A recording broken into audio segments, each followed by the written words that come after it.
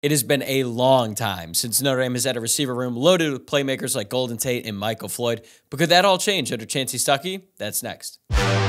You are Locked On Irish, your daily podcast on the Notre Dame Fighting Irish. Part of the Locked On Podcast Network, your team every day.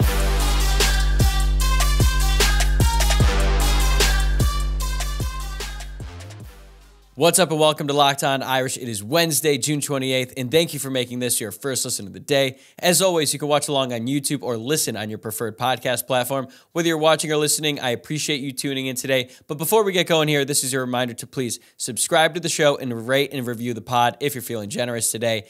My name is Wojciak, and I'm the host. I graduated from Notre Dame in 2018 and have been podcasting about the football team since 2020. I'm also a producer for College Football Talent at the Fox Sports headquarters in Los Angeles. And in today's episode, I'm going to talk a lot about the Notre Dame wide receiving core by looking at the recent recruiting hits and misses that led us to the depth chart, at least as I projected today. Then I'll make some projections for how well I think the group will perform in 2023 before I look ahead to the future of the room based on who Notre Dame currently has committed in the class of 2024 and how well I think some of these young guys currently on the roster will develop. I did this exercise with the quarterbacks and running backs already, so if you haven't listened to those episodes yet, want to check them out. They're already on the feed and they're easy to find. I'll continue doing these for each position group on the roster until we get closer to fall camp because I think it's a good way to sort of dive deep into the makeup of the roster and pick up on any trends, either good or bad, for each position. So let's start by looking back at receiver recruiting. We'll start in 2019. So this was obviously under former Notre Dame wide receiver coach Del Alexander, who wasn't necessarily known for his recruiting chops, let's just say. But let's go through it. So in 2019, the two receiver commits Notre Dame had in the class were Kendall Abdur-Rahman and Cam Hart. Abdur-Rahman was the number 530 player overall, and he was listed as an athlete. He appeared in one game in 2 years at Notre Dame and then ultimately transferred to Western Kentucky in 2021. Then there was Cam Hart, who was a hit at Notre Dame as a player, but he moved to cornerback during his freshman season, so he was not a hit at wide receiver. So 0 for 2 in 2019. Then we get to 2020. And this class was the Jordan Johnson class. It was also the Jay Burnell class, but he wasn't around Notre Dame for very long either. He was a pretty lowly ranked recruit. He was the number 122 ranked wide receiver in the class. He transferred to Yale, and he barely saw any action there either. So I don't know why he was a take at Notre Dame. But let's go back to Jordan Johnson for a second.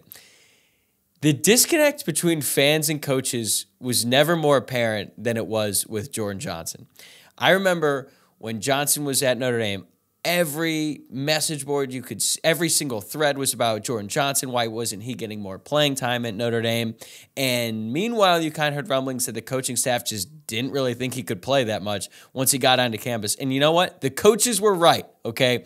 Johnson ended up transferring to UCF. He didn't record a single catch during his time there. And then he's in the portal again today, and he still doesn't have a home as I understand it today. So, for all of you fans out there who complain about guys who aren't getting enough playing time, sometimes the coaches who are with these players more than their own families, who see them practice every day, who watch the film and know them way better than you or I do, sometimes they're right, and sometimes there's a reason why they don't play, and that's exactly the case with Jordan Johnson. Unfortunately, Johnson was a very highly rated prospect, so I understand why fans were excited about him, but he was just a giant miss, not just on Notre Dame's evaluation, but really all the recruiting services out there and all the teams that were looking at him. Like, he was getting offers from Alabama, all the big-time programs in college football, and he just wasn't a good player.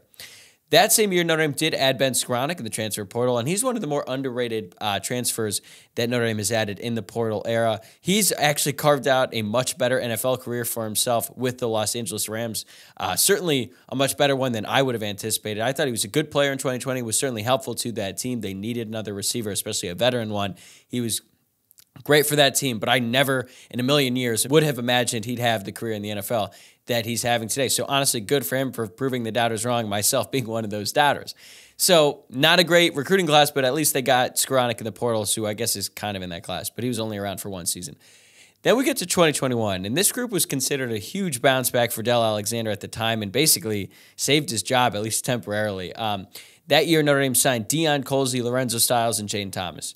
Colzie was a fringe top 100 prospect, and Notre Dame got him right out of Georgia's backyard in Athens, Georgia. That was a big-time get for Notre Dame, as was Lorenzo Styles. He was another great pull.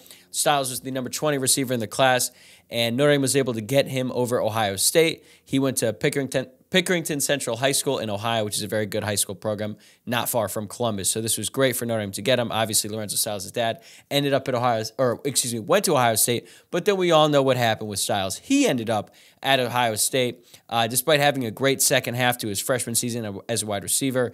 He really just kind of fell off a cliff during his sophomore season at wide receiver. He just did not live up to the hype at all and did not develop as a lot of us had hoped. And then, you know what happens this spring? They move him to cornerback, and then he just decides right before the blue and gold game, hey, I'm out. I'm going to Ohio State. I don't know how well he's going to do there. I was surprised that he transferred at the time that he did, but you know what? It's modern college football. It happens, and it just didn't seem like Lorenzo Styles was a good fit culturally with the Notre Dame football program anymore. So Jaden Thomas, who is the lowest rated recruit of the trio, ended up being the best player at Notre Dame so far. Okay, Thomas is clearly positioned to have the best career at Notre Dame of any of these three, but he was only ranked 326 overall. He was the 51st receiver in the class, but now he's wide receiver 1 at Notre Dame. But more on him in segment 2. So then we get to the class of 2022, and this is the class that did Del Alexander. And he only signed one wide receiver in 2022 when he needed to sign like 4 or 5 to make up for all the misses in previous years. And Merriweather is a really good prospect, or really good player, and was a really good prospect. He was the number 121 player overall in the class, number 18 wide receivers, and he could be a very good player at Notre Dame, but he only had 1 catch in his freshman season. But as I remind fans all the time, he was about to start during that Clemson game, and we were about to see a lot more of him at the end of his freshman season, but unfortunately he suffered a very severe concussion. So hopefully he's able to avoid those in the future, because I think he has a lot of potential at Notre Dame. But as for this class, it was a tough break for Del Alexander, because he also had a commitment from C.J. Williams, who was a top 10 wide receiver in that class. He was committed to Notre Dame for a long time, but ended up at USC, which is in his hometown. Williams went to Mater Dei, one of the biggest programs out here in Los Angeles, so that wasn't too surprising. But then he ended up transferring to Wisconsin after his freshman year, so maybe he isn't the type of player that we thought he could be at Notre Dame at one point when he was committed.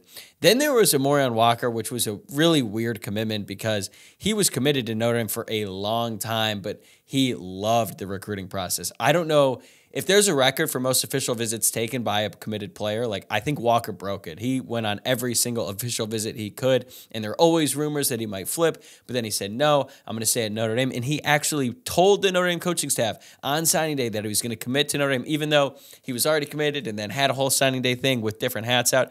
He ended up flipping to Michigan, okay? That sucks for Del Alexander. I'm sure he tried really hard to maintain that commitment. Walker ends up going to Michigan, and now he's actually getting reps at cornerback, so who even knows if he would have been a hit at wide receiver at Notre Dame. So look, I know that these are unfortunate circumstances for Del, but the results are what they are. His misses in this class in 2022 played a big part in why he was not retained once Marcus Freeman was elevated to become the head coach at Notre Dame. And I wonder if, Del Alexander getting fired or not retained, I wonder if that gave him some more time to resolve his very public dispute with the Nationwide, I think it was, some insurance company. If you ever have some time, go look at Del Alexander's Twitter profile. It's still there. All of his tweets are still there. And he used to go at Nationwide all the time. And it was a joke with Luke Smith and I. Just so weird that that's the platform he decided to use and make these complaints. But seriously, they're hilarious. Go take a look at him. I don't even know where he's coaching anymore. I think it's at Georgia Tech, or maybe he was there with Chip Long for a little bit. But honestly, once Del Alexander left Notre Dame, he was sort of out of sight, out of mind for me, because he didn't bring a whole lot of joy to Notre Dame fans while he was at Notre Dame. So then we get to Chansi Stuckey, okay? He was hired away from Baylor following the 2021 season, and I will never forget the message boards at the time. They were in an uproar because they had never heard of Chansi Stuckey before, and everybody decided they wanted Jamarcus Shepard, a guy whose name they probably didn't even know of the week before. Someone at another site who covers Notre Dame decided that Shepard would be a home run hire for the receivers coach position at Notre Dame. So every fan just assumed that he was great. So when Notre Dame didn't get him, Shepard, I think, ended up at Washington. He's at Washington now. And Notre Dame ended up getting Chansi Stuckey, and everyone was pissed. And look, I understand that he didn't have a ton of experience, but then once he got to Notre Dame, you start hearing all these great things from Dabo Swinney. Dave Aranda, the coach at Baylor, the team that he left, was just heaping praise on Chansi Stuckey. So I was like, okay, maybe Notre Dame's got something here. And then what did he do? He signed in truly elite receiver class in his first ever recruiting class as the wide receiver coach at Notre Dame. He immediately overhauled the entire room. He signed 3 4-star prospects and then 1 3-star, and 3 of those players were from Texas, not necessarily a breeding ground for Notre Dame recruiting in recent years, and then 1 from California. So let's go through the 3 from Texas. Braylon James, the number 22 wide receiver in the class. Jaden Greathouse from Texas, number 23 wide receiver in the class, and one of the most accomplished high school players in the history of Texas football. And then they also added KK Smith, who was slightly lower rated than the rest. He was actually outside the top 500, but he's extremely fast. They were able to get him away from Texas Tech, and he could surprise some people. Then they added Rico Flores, who was the number 31 wide receiver in the class from California, and those are 4 guys. And Chansi Stuckey's already said that they have hit on 3 of them, all 3 who have early enrolled at Notre Dame, those 3 being James, Greathouse, and then Rico Flores. They also added grad transfer Caleb Smith. I feel like I have to add him because Chansi Stuckey did get him to Notre Dame. He went to Virginia Tech and was Virginia Tech's best receiver last season. So you're thinking, oh, wow, it's great to add a receiver in the room with some experience, a guy who's done it before at the Power 5 level. And then he decided to quit football entirely during spring practice, in part because he was already buried on the depth chart by these freshmen who I just mentioned were on campus for spring practice. That should tell you about how talented these freshmen are. If a guy who was already wide receiver 1 at a Power 5 team, albeit an absolutely terrible team last year over there in Blacksburg, he was like, you know what, I'm not doing this. I'm not transferring to do my sort of one-and-done season in college football and not really play at all. So my takeaways here are that Notre Dame didn't hit on a single wide receiver prospect in 2019 or 2020, and they only hit on 1 of 3 in 2021 at this point in time. I'm still holding out hope on Deon Colsey. He's not a hit right now. I would consider Thomas a hit up at this point. But hopefully his second half in 2022, Colsey I'm referring to, will be the push he needs to really make a name for himself in 2023. During this 5-year span, Notre Dame only picked up 1 wide receiver in the top 100 players nationally, and it was Jordan Johnson, who just was – he made history for all the wrong reasons at Notre Dame. Maybe one of the biggest misses of all time by everyone I just mentioned earlier. So the good news is that what Chansi Stuckey has done already, and he hasn't even been around for 2 years, has really changed the way that I look at the receiver room and how I think the rest of the people who watch and cover college football will look at the Notre Dame wide receivers in 2023. The current wide receiver depth chart is in much better shape than it was a year ago, and that should lead to a much more improved offense in 2023, and I'll break it down after this. Baseball season is in full swing, and there's no better place to get in on the action than FanDuel, America's #1 sportsbook. Because right now, new customers get a no-sweat first bet up to $1,000. That's up to $1,000 back in bonus bets if your first bet doesn't win. Just go to FanDuel.com/lockedon to join today. Yesterday, I said to bet on my Cleveland Guardians to take 2 out of 3 in their series against Kansas City Royals. The Atlanta Braves have been hot lately as well. At the time of this recording, I think they've hit 5 homers in this game that's going on right now. So I would take Ronald Acuna Jr. to hit a home run in tonight's game against the Twins. Don't miss your chance to snag a no-sweat first bet up to $1,000 when you join FanDuel today. Just go to FanDuel.com/lockedon to sign up. FanDuel, an official partner of Major League Baseball. Major League Baseball trademarks used with permission.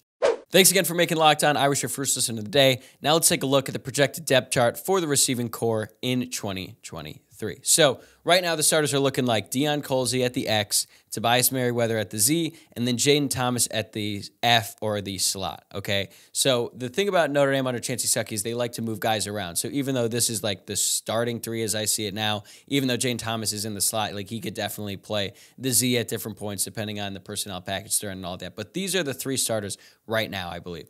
Behind them, you've got Chris Tyree in the slot, or Jaden Greathouse, the true freshman. I don't really know. I think that's going to be an or on the depth chart. At least it is today, and we'll see how it shakes out after fall camp.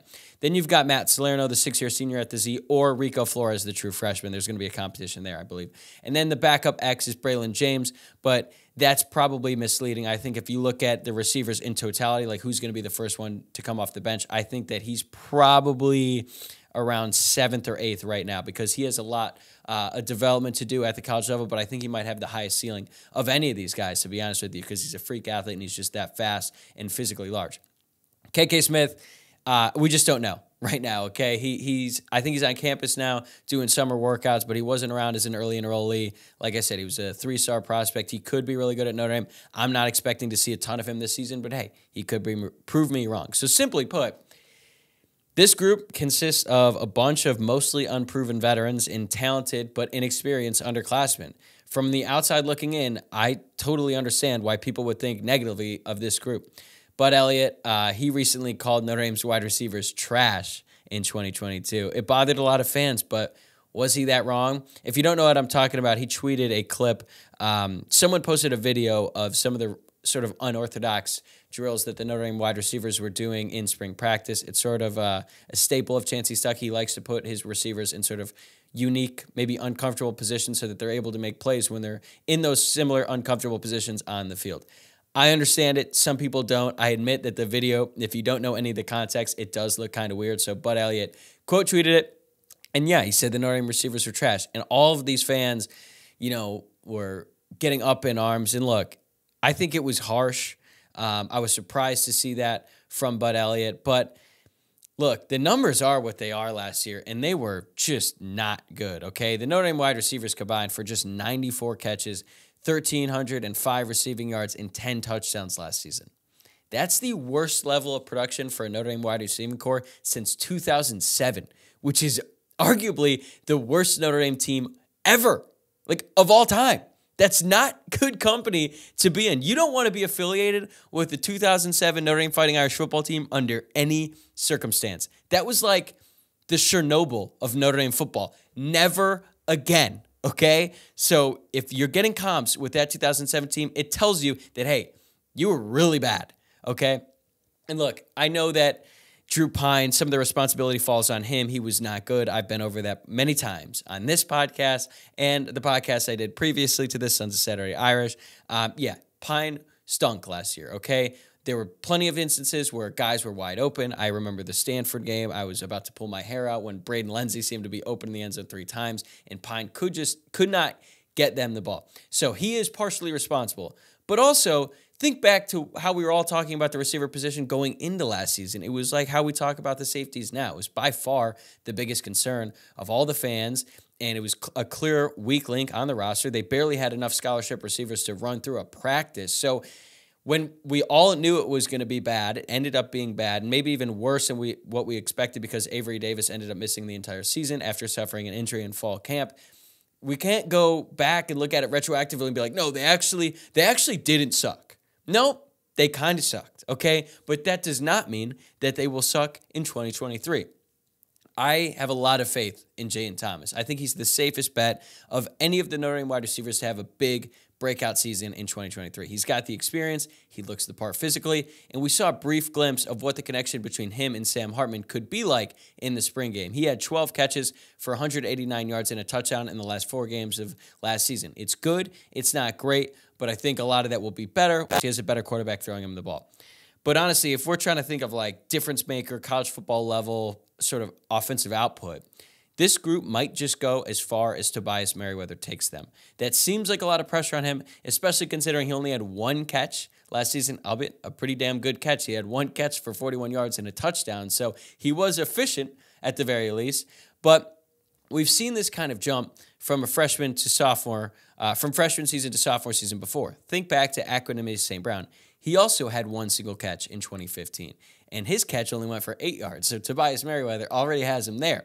But then in 2016, Aquanimous St. Brown was the clear number 1 wide receiver for Notre Dame. He finished that season with 58 catches for 961 yards and then 9 touchdowns. That was a big, big season for him, and unfortunately, his production dipped quite a bit in 2017, but that's due in large part to the fact that Brandon Wimbush simply could not throw the ball. He was a running back playing quarterback, and unfortunately, Aquanimous St. Brown's production dipped, but I do remember reading some of the draft stuff on him after he declared, and there was one scout, man, that was just so harsh on Wimbush. He was like, Aquanimous St. Brown, his production might have taken a dip, but his quarterback did him no favors getting him the ball. And it was like, oof, that's tough. But it's also partially true. Point being, we've seen this sort of jump before. Now, can Tobias be a repeat of that? I don't know, but I think he can be. So if you look at this group, Deion Colsey and Chris Tyree are the clear wild cards. I could see their seasons going either way, basically. Like if you had told me one or both of these guys had breakout seasons in 2023, I could see it. If you told me neither of them were really getting reps by the end of the season, I could see that too. Tyree switched positions. He's not a natural wide receiver. He's extremely fast. I think when he has the ball in space, he's very effective. And if he's got you beat, around the edge, he's gone, okay? We saw that sort of breakaway speed in that kickoff return against Wisconsin that sort of saved that season, arguably, and then that 98-yard touchdown run against Syracuse his freshman season. If he can get the ball in space, he can make plays, but also it's not his position, and there's a lot of talented players in this room. And then you got Deion Colzie, who had a really impressive second half to the 2022 season, but his development has been anything but linear at Notre Dame. Like, you would think that he'd be able to build off that and be like, all right, it's going to be a launching point to a great 2023 season. And then the reports on him out of spring practice were just like, okay, you weren't hearing the things that you would hope for coming out of last season. So looking at this group as a whole, the real X factors might be the true freshmen. And look, I know the stigma that Notre Dame doesn't play freshman receivers. That's just not true. Like, if they're ready to play, they will play. Look at Lorenzo Sal's freshman year, and we know that he ended up not even being that great of a wide receiver, but he was ready to play in 2021, and he had a great second half. Could Notre Dame have one or really two of these four guys, these true freshmen that I'm talking about, be consistent enough to play consistently by the Ohio State game? That would be huge for the depth of the room. I think if you're looking at the leading candidates for that, Jaden Greathouse is probably the most physically ready. He showed flashes in the spring game, but then again, it is just a spring game, so I could sort of play devil's advocate with myself there. Rico Flores also looks physically ready, but he has a big learning curve when it comes to the playbook. And as I was saying, Braylon James, he might have the highest ceiling, but he's got a long way to go in terms of learning all the technicalities of playing the wide receiver position at the college level. And KK Smith, I don't know. I'm not really banking on him having a big freshman season. So my guess is that Greathouse and Flores will step up and be able to give the Irish, let's say, 40 catches combined this season. I think that'd be pretty good. And that would go a long, long way for this group if guys like Tobias Merriweather and Jaden Thomas can develop in the way that a lot of us are hoping for. I'm not sure if there's a 1,000-yard receiver in this group, at least not for the 2023 season. Like, certainly the true freshman could develop, but as it pertains to this upcoming season, I don't know if one of these guys are going to put up those kind of numbers, but I see a bunch of guys who have talent, and maybe they just need the right quarterback to throw them the ball, because that's obviously very important in all of this. This year, they have that. So there won't be any excuses anymore for this group. So these guys have to just go out and make plays on a week-to-week basis, and I think that they will. All right, coming up in segment 3, what does the future look like for the wide receivers beyond 2023? Looking at Notre Dame's recruiting class in 2024, the Irish appear to be set at receiver. They currently have 3 guys committed: Cam Williams, who's the crown jewel of the class, Micah Gilbert, and Isaiah Canyon. Let's start with Cam Williams because he is just that good of a player. He's the number 34 player overall in the class, but somehow he's the number 9th ranked wide receiver. This is a loaded wide receiver class, and Cam Williams is one of the best players in this group.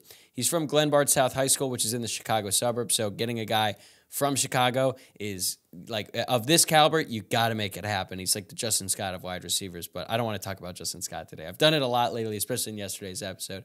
One thing that I really love about Williams, not only his talent, but he didn't flinch when Tommy Rees left to take the job at Alabama. Rees was an important part of his recruitment, but this is a guy who just really wants to go to Notre Dame, and that's really encouraging.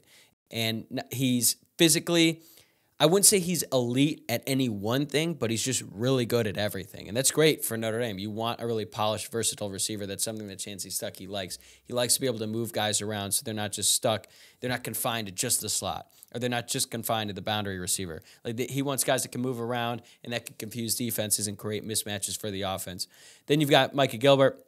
He's the number 39 ranked receiver in this class. He's a little bit bigger. He's 6'3", 203. And then right behind him is Isaiah Canyon. He's the 41st ranked receiver in this class, but I think he's going to move up in the rankings. If you look at some of the schools that are after him still, despite the fact that he's committed to Notre Dame, a lot of the big-time Southern programs are after him. He's from Georgia, and Notre Dame is going to have to probably work all the way up until signing day to make sure that he stays committed in this class. But when you look at this trio and you pair them with the 4 from the previous class, that is a special, special group of young receivers, and Notre Dame has to thank Chansi Stuckey. He has been absolutely instrumental in sort of revamping the room, and it starts on the recruiting trail for him, and he has done a phenomenal job since he accepted the job at Notre Dame. Will all of these guys hit?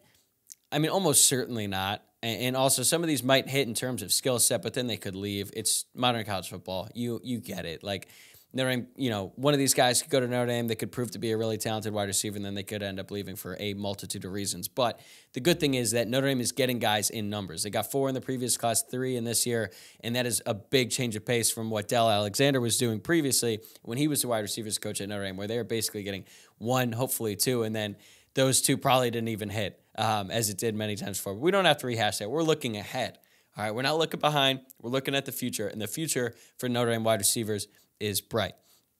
My takeaways here are like any wide receiver class, their development is going to be tied directly to the development of Notre Dame's quarterbacks, which is obvious, right? Like the receiver position, if they're really good, they could help out a bad quarterback. But if the receivers are really bad, that could hurt a really good quarterback. And I think that there's definitely some questions as to who is going to be throwing these guys the ball in the future. Is he going to be Steve Angeli? Is he going to be Kenny Minchie? Is Notre Dame going to add another grad transfer like they've done with Sam Hartman and Jack Cohn? And then there's obviously C.J. Carr, who's in the class of 2024. Will he live up to the hype? Obviously, you hope that he will. But as I've said many times before in this podcast, you really just don't know. Even though I think C.J. Carr is everything you want and has the tools to be a really successful college quarterback, you look at the top quarterbacks every single year, and there's guys who everyone thinks are going to be a slam dunk once they get to college, and they just don't hit for whatever reason. I don't think that's going to be the case with Carr, but it could happen, so Notre Dame has to have options back there at quarterback. So all of these things will impact the development of the young receivers on the roster and the guys in the class of 2024. And look, Chansi Stuckey hasn't even been on the job for 2 full years, and he's clearly revamped the room. It's really exciting to think about what he could do if he were around for the next 5 years. But how likely is that, really? Not really. I mean, we know that this past offseason he was getting some NFL interest. He obviously decided to stay at Notre Dame, and that's great to hear for Notre Dame. When Notre Dame hired him, it came out that they asked him, where do you see yourself in 5 years? And he said, as the receivers coach at Notre Dame, leading them or, being a part of a national championship team. Of course, that's what he's going to say in the interview. Does he actually mean it? I guess time will tell, okay? But when you have a receiver coach who's this talented, every single offseason there's going to be big-time programs. There's going to be NFL teams potentially looking to poach him. That's just the nature of the business. That's what happens. Coaches leave, and then those schools who are trying to replace those coaches, they go for the best ones out there, the proven commodities. And Chansi Stuckey at this point, even though he's pretty young in the coaching realm, he's done a great job at Notre Dame, and he's going to have a lot of interest every single offseason. What does he want to do? I don't know. Does he want to go to the NFL? I sort of just assume that guys with NFL experience like Chansi Stuckey has as a player, I just assume that if it's the right situation, the right fit, that any assistant coach is going to go from college to the NFL just because they don't have to deal with recruiting and all the other BS that comes with being a college football coach in the modern era, okay? Like you ask any assistant coach right now, is the job easier in college or the NFL? They're going to say the NFL because at least there's security and at least there's structure, whereas like college football is kind of the wild, wild west. But I don't know. Maybe Chansi Stuckey doesn't want to go to the NFL. Maybe he enjoys being at college. Maybe he enjoys being at Notre Dame. Maybe he wants to stick around for a while. Obviously, I'm rooting for that to happen, but we just don't know. Maybe he wants to become an offensive coordinator one day. Does he help himself? Does he further his career, and does he get closer to that goal by just being a wide receivers coach at Notre Dame? Frankly, I don't think so. But there's also a situation where maybe he just wants to become the next Tony Alford, who is very content being the running backs coach and the associate head coach at Ohio State, and every year churning out awesome running backs at a school that likes to run the ball. And I think Tony Alford now has recruited and developed 6 different guys who eventually became 1,000-yard rushers. If Chansi Stuckey sticks around at Notre Dame, I think he could do a similar thing with the Notre Dame wide receivers. We just don't know, and it's probably something that we're going to revisit every single offseason because he's just that good. But as long as he's around, we should be grateful as fans to have him, because if Stuckey sticks around long enough to continue to recruit and continue to develop, Notre Dame's wide receivers could become a strength of the team, as it was when guys like Jeff Samardzija, Maurice Stovall, Raymond McKnight, Golden Tate, Michael Floyd, TJ Jones, Tavares Daniels, Will Fuller, and Chase Claypool ran through that tunnel, just to name a few. That's going to do it for me today. Thanks again for making this your first listen of the day. For the everyday listeners out there, be sure to tune in to tomorrow's episode. Right now, the plan is to have Locked On's national recruiting analyst Brian Smith back on the show, so you won't want to miss that. But on the way out, this is your reminder to subscribe to the show on YouTube or wherever you're listening to the podcast, and give us a follow on Twitter at Locked On Irish, on Instagram at Locked On Irish Pod, and my personal Twitter account at Tyler, WOJCIAK. I'll see you guys tomorrow.